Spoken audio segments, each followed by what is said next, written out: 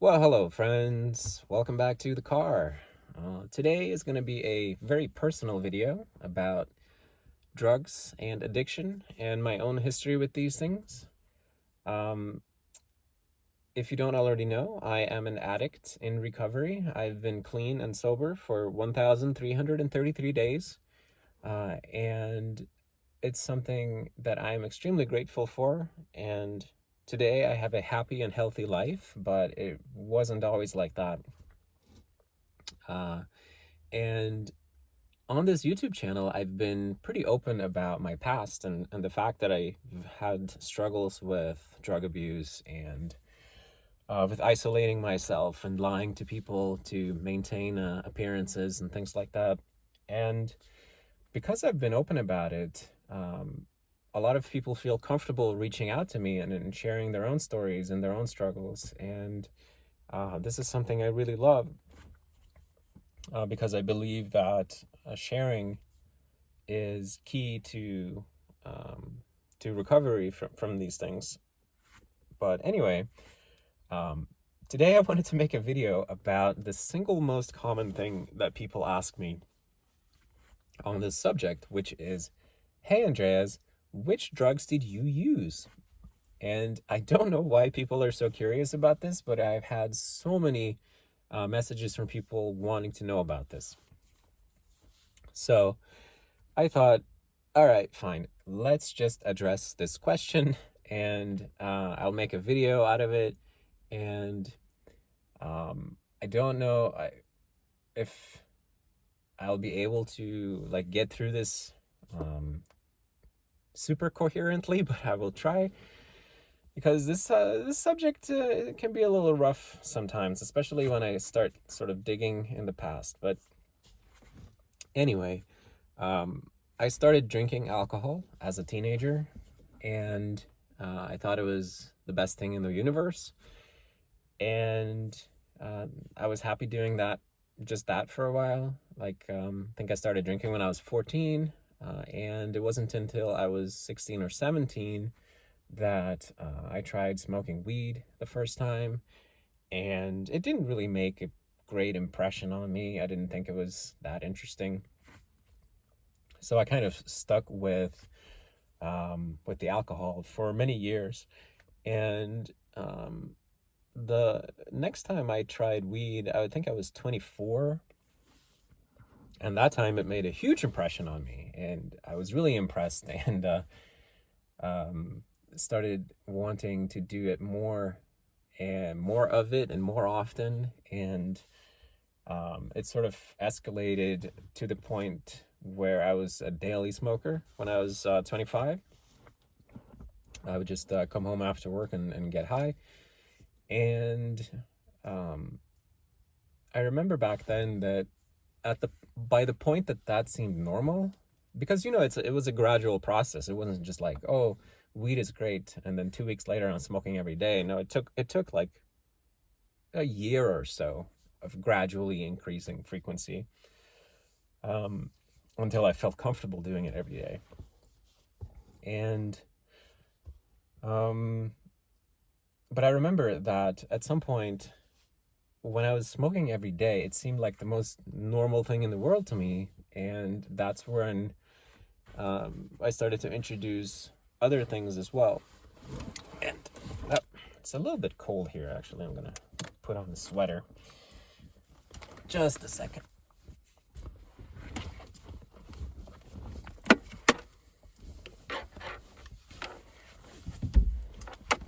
All right.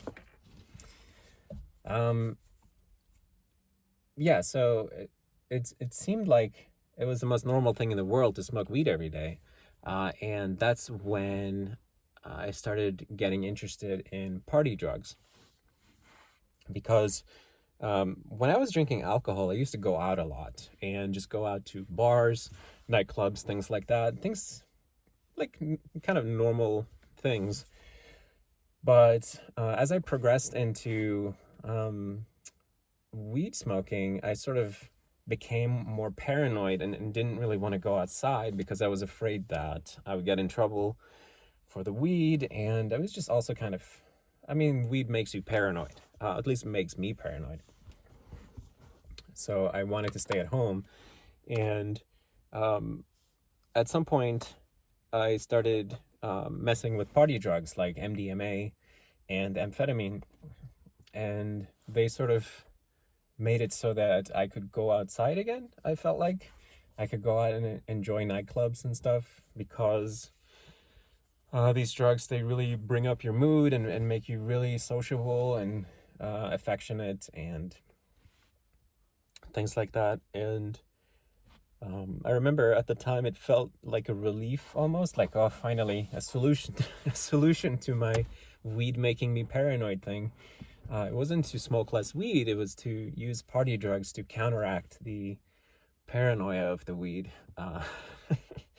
And of course, it's completely ridiculous in retrospect, and I see that now, but at the time, this was totally rational in my head.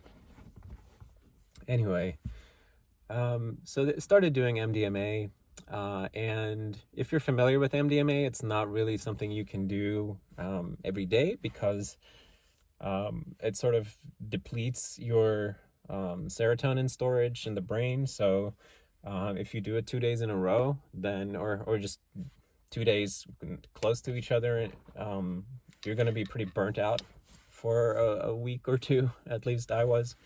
So it was kind of a weekend thing, or every other weekend. But even so, it definitely marked some kind of a attitude shift, where I started accepting more hardcore, more serious things, I guess. And in addition to MDMA, there was amphetamines came into the picture occasionally, and also LSD occasionally, and other hallucinogenics like salvia and magic mushrooms, which I found them all kind of interesting and introspective, but they didn't hook me in the same way that stimulants like MDMA and amphetamine did. And I don't think I ever felt like, oh, I really want to do some LSD, because it's more of a, I don't know, LSD is more of a introspective experience than it is a feeling of like woohoo party, right? Anyway, eventually, cocaine came into the picture, which is just one thing to know about drugs like these, is that once you are living in a life or in an environment with people, with other people who are okay with these things, then new things sort of appear on your radar, whether you like it or not. Things just sort of come into your life naturally. And cocaine came into my life, and I fell in love. It was the greatest thing since sliced bread, I thought, and immediately began what became a many years long affair with cocaine. And I think still to this day, it's definitely my favorite drug, but it's also the worst drug. And actually, the first time I tried cocaine, it didn't make a good impression on me. It felt like, I remember thinking that, wow, this is really expensive for such a short duration, such a small effect. But sure enough, I wanted to try it again and again and again and again. And if you are familiar with cocaine, you know how that story goes. You just want to do it again and again and more often. And yeah, that was, I don't know how old I was when I started with that. I think 27 or 28, something like that. And again, it was a gradual thing. And I think I had my guard up a lot more than I did with the weed, because, you know, let's be honest, like, weed is not that bad of a drug. as far as like how it makes people behave, or how dangerous it makes somebody. It makes you unproductive, lazy, and it makes you, it does a lot of things to you that at least I certainly don't want for myself anymore. But it doesn't really make you dangerous. So I wasn't really that worried about it, I guess. But with cocaine, I did have a lot of concern, but I still kept doing it anyway. And yeah, it escalated and escalated. And one thing, when you live your life like this, that you're like in this constant loop of drug use and drug acquisition, then you often put yourself into situations that are unpleasant or dangerous, or compromising, situations that you would never put yourself into if you were a healthy, sober person. But they seem completely reasonable when you are like looking to score drugs, right? For example, or when you're high. And I also put myself into a lot of very dangerous situations, and I've definitely hurt other people in more ways than one, and I have been hurt many times in more ways than one, and I've been, I've seen a lot of darkness, and I've been taken advantage of in many ways, and I've taken advantage of others in many ways. And it's really bizarre to think back on these things now, and just really like recall what an absolutely despicable person I've been in the past. And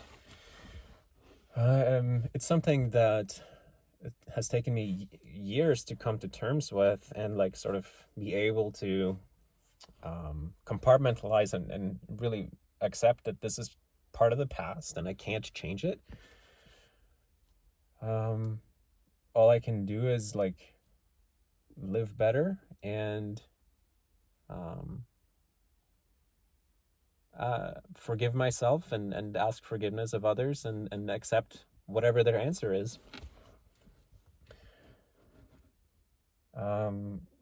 Anyway, where was I going with that? Right. So because of these situations that I found myself in sometimes, I sort of started developing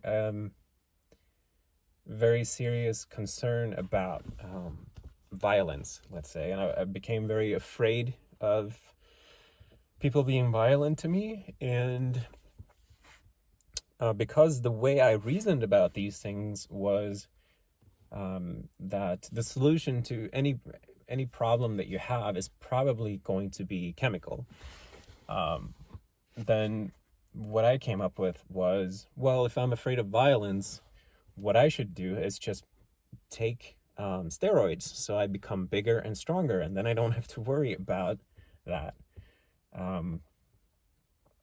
And I already enjoyed weightlifting and strength training for many years at that point. So it was something that was I was sort of aware of steroids, but I never considered doing something like that myself. But then fear came into the picture, and I was afraid, and because of that sort of pushed me over the edge, and I convinced myself that was the new thing that I needed to do. So then I suddenly started using testosterone, and I did only that at first, and then I added other steroids on top of that, like Dianabol and Anavar, and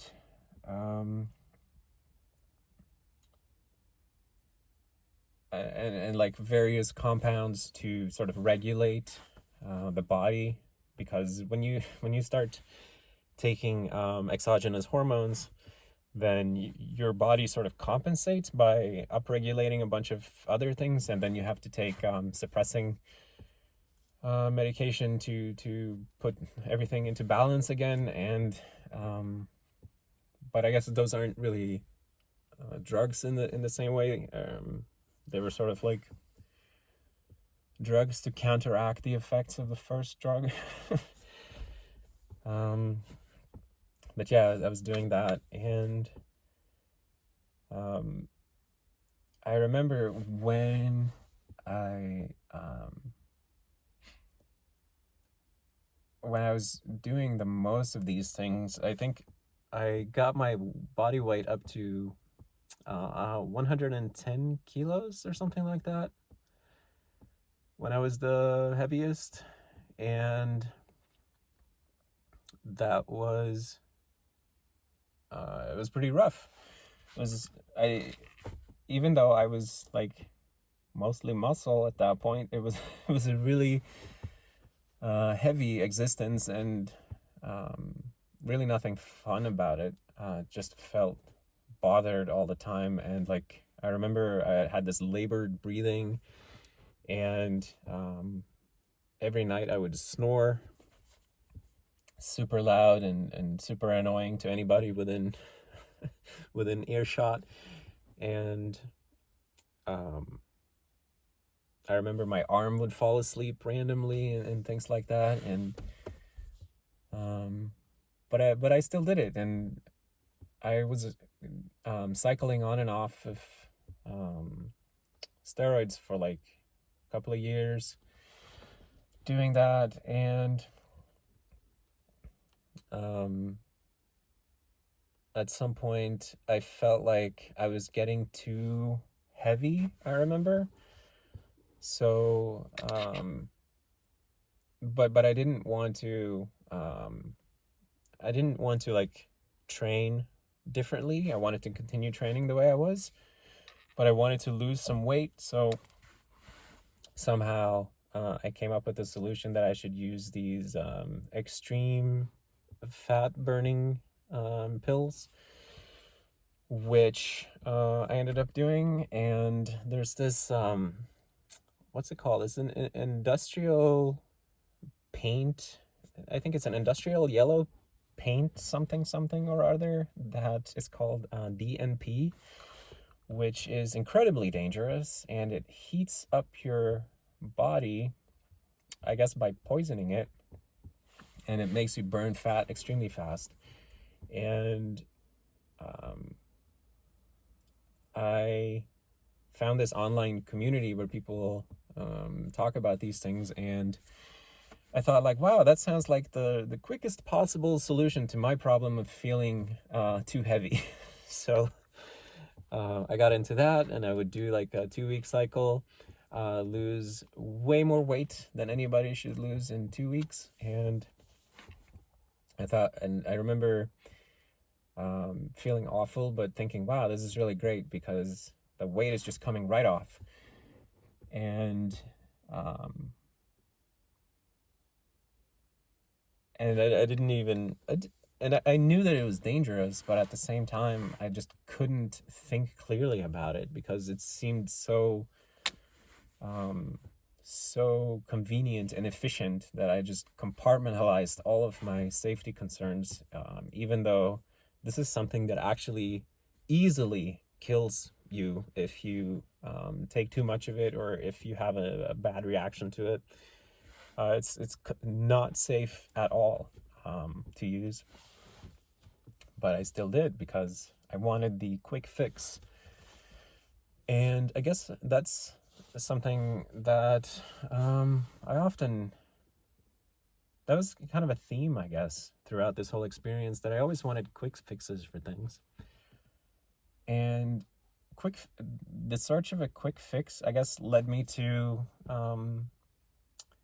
the last drug that I added, which was Xanax or benzodiazepines, and Xanax specifically, which at some point I learned that when you're coming down after using cocaine all night, you feel really bad because your brain is all burned out and you feel bad, and your brain is also really wired so you can't go to sleep.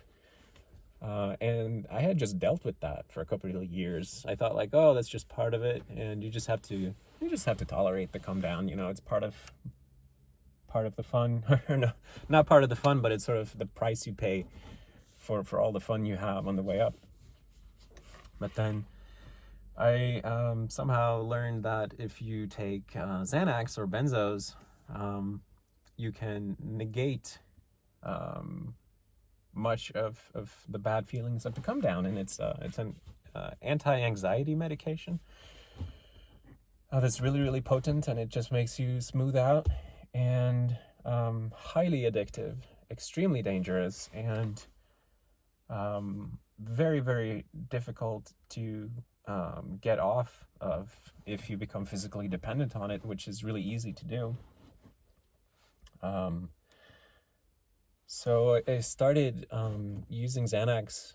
I didn't care so much about like the feeling of Xanax by itself. I was strictly interested in it as a way to negate the adverse the adverse effect during the cocaine come down. And now I was living a life of, at this point, like a lot of these things stack on top of each other, right? So I was regular cocaine user, cycling steroids, and using Xanax to come down from the cocaine, and using amphetamines or other things to control my body weight and things like that. And this was the point where things kind of unraveled for me, because I don't know exactly what happened, but I couldn't take it anymore, like the pressure of living in this way, because I wasn't honest with anybody about the way that I was living, and the pressure of living this way became too much for me, and I just burst, and I started coming clean to people, and that's what eventually initiated my path to recovery, because of my very wise family member who, after learning about this, just drove me to the hospital, basically, and told him that this person needs help. And it was absolutely true. I absolutely did need help. Anyway, that was, I think, more or less my chemical history, or whatever you want to call it. So there are many drugs that I haven't tried, of course, and I'm really, really happy that I never tried meth or heroin. Can definitely do without those. And because I don't know if I would have had the strength to break myself out of it. And actually, one thing that I guess missed is that, or forgot to bring up, is that while I was in the US, I had my wisdom teeth taken out, and after that I got a prescription for what was it called? Hydrocodone or something like that, like these opiate pills. And I remember taking them, it was every day for a month, and it was so hard to put them down afterwards. Life felt so bleak and awful when they ran out. But since they were prescribed to me, I guess I didn't really feel like they belonged in the rest of the narrative. But I never sought out those types of pills separately. Although I did come across like a pack of, was it tramadol or something like that at one point, which, you know, at least I was definitely the type of drug addict that would just kind of take anything. If there was something, I wouldn't think like, oh, that's not the kind of drug that I like. If something was available, I would just do it. And so whenever something came across the table and I was offered something, I would just say, yeah, sure, I'll try it. And for that reason, I count myself extremely lucky that meth or heroin never came across. I never had an opportunity to sample it or whatever. Anyway, that's it. So I hope that has answered somebody's question, or I guess it must have. And wow, I feel simultaneously relieved to have talked about this, and also kind of uncomfortable or unsettled,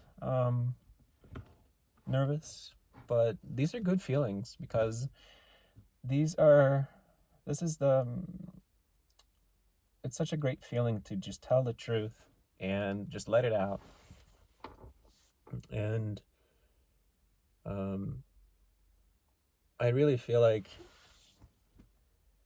if you tell the truth, then you get sort of the best possible ending in life. At least that's how I imagine it's gonna work out. Maybe the immediate consequences of telling the truth aren't always great, but in the long term, I think telling the truth will take you to the best ending.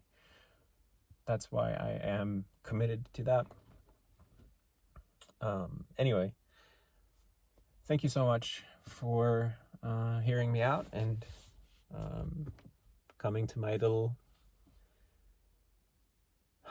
sharing session, I guess. It's good to get it off the chest. And if you or anybody out there is struggling with these things currently, then you should know that there are millions of people all over the world who have been where you are, and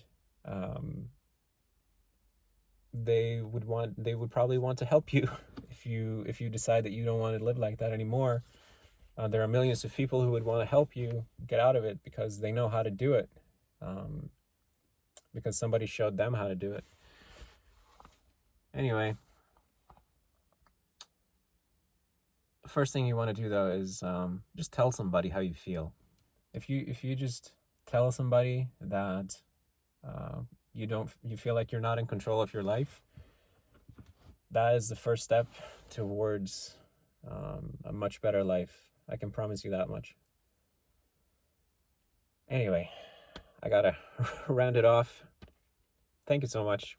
See you next time. Bye.